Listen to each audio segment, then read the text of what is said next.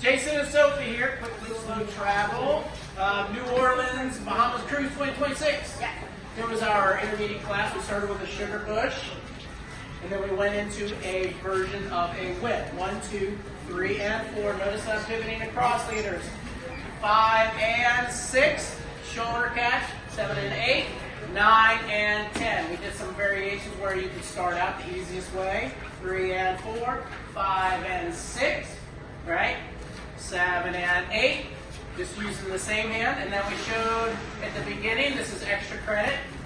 We can do like hammer lock. Now notice, safety concerns here, leaders. Allow the arm to swing down. If your partner has shoulder issues, sense that, right?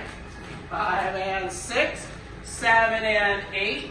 Notice that every time the follower is going by me, I am making very certain that her hand, if she's coming out this way, I'm letting this hand come down.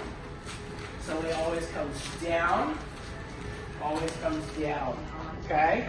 We are not shaking and waving our partner, right? We don't want to do that, okay? All right, thanks, guys. Thanks, guys.